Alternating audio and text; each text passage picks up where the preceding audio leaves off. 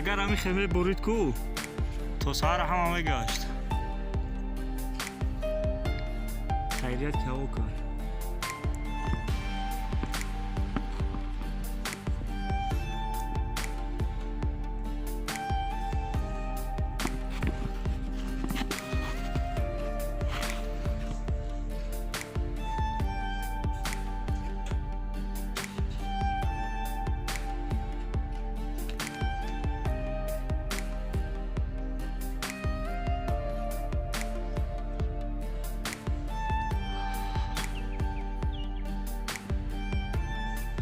خیلی کارو بود.